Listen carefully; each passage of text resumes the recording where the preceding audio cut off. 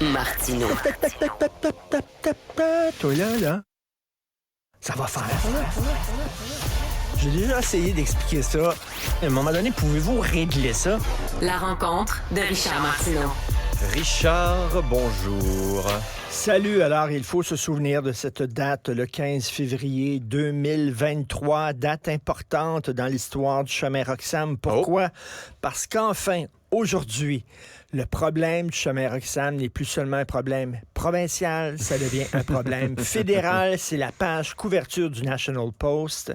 Comment, alors un texte, un C'est édito. Tasha Kérédine. Tasha Kérédine. It's time for PM to take Roxham Road seriously. C'est le plus gros texte sur la une du National Post. Alors là, les Canadiens allument en disant, ben là, c'est pas seulement un problème du Québec, ça devient le problème du Canada. Mais on a quand même appris qu'il y a 5000 demandeurs d'asile, migrants, qui ont été transférés dans d'autres provinces. Puis que la fin de semaine dernière, on a tout pris ceux qui sont arrivés, ou presque, là, à Roxham, puis on les a envoyés en Ontario. D'ailleurs, je suggère aux gens d'écouter tantôt la rencontre Tom Mulcair, Jean-François Lisée. Ça risque de brasser parce que Jean-François Lisée avait justement, dans une de ses chroniques, avait suggéré d'envoyer, de prendre des immigrants ici, de les mettre dans un autobus. Mais juste les anglophones, de garder les francophones. Oui. Puis d'envoyer ça à Ottawa, puis de demander à Ottawa de les redistribuer dans d'autres provinces. Et je me souviens que Tom Mulcair avait dit « C'est épouvantable, Jean-François, c'est pas le Canada dans lequel je veux vivre, ça n'a pas de bon sens ce que tu dis, etc. »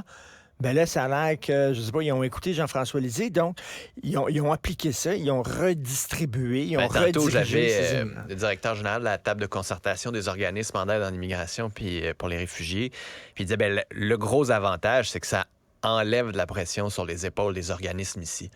C'est qu'à un moment donné, les organismes ici n'en pouvaient plus. Puis là, tu as plein de provinces qui en avaient juste pas. Ça les empêchera pas de revenir. T'sais, un migrant pourrait décider de partir de l'Ontario puis revenir au Québec.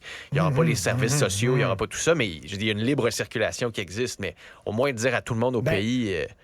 Ben, regarde ici, là, regarde les sans-abri, on ne sait plus où les mettre, on ne sait plus quoi faire. On ferme le Tim Hortons dans le village à cause de ça. Écoute, Florence Lamoureux, qui est recherchiste ici, me dit qu'au McDo, juste à côté, ici dans le quartier, il y a un McDo, on a enlevé les tables. Il n'y a plus de tables parce que justement, les sans-abri allaient s'asseoir là. Donc, il y a beaucoup de gens qui m'écrivent en disant, ben, les ressources qu'on met là, pour les migrants au chemin Roxham, pourquoi on ne les alloue pas à des sans-abri, tout ça. Bon, écoute, je prendrais des ressources ailleurs là, avant de les prendre pour les migrants. Tout à fait, là, mais tu sais, reste qu'il y avait une grogne. Et c'est drôle, là, lorsque ce sont des souverainistes, des séparatistes ou des nationalistes qui proposent ce genre de solution-là, c'est épouvantable, ça n'a pas de bon sens, on va déchirer notre chemin, ça n'a pas... Mais là, quand c'est le fédéral, c'est correct. Mais c'est parce que c'est souvent fait avec... Tu sais, mettons, Yves-François Blanchet, puis son tweet sur le tout inclus. Puis, c'est maladroit, mais justement, tu sais, quand la situation... Puis il y avait la discrimination. Jean-François Lisée, il y avait cet aspect-là. On garde les francophones. Comme nous, on les garde, pas comme nous, on les... Non, mais c'est cet aspect-là, je pense, qui était le plus choquant. C'est vrai que tant qu'à... Pourquoi on envoyait un francophone à Toronto alors qu'il pourrait être mieux intégré ici? C'est vrai qu'il faut... Parce que dans le devoir, c'était ça. Là. Dans le devoir, il faut choisir nos immigrants selon la langue aussi, c'est certain. Le devoir des... Non, mais dans le devoir ce matin, ils rencontrent des migrants francophones en Ontario qui disent on est complètement dépassés, on parle français, on est dans un milieu anglophone, qu'est-ce qu'on fait là? C'est peut-être juste la façon de le présenter. Mais en tout cas, au moins, là, soudainement, la balle est dans le camp de Justin. Ben voyons donc, toi. Il n'y a pas de déséquilibre. Richard, bonne émission. Merci. Merci à toute l'équipe qui a travaillé là-dessus. Jean-François Sibert et Florence et toute l'équipe de Cube. Salut, à demain.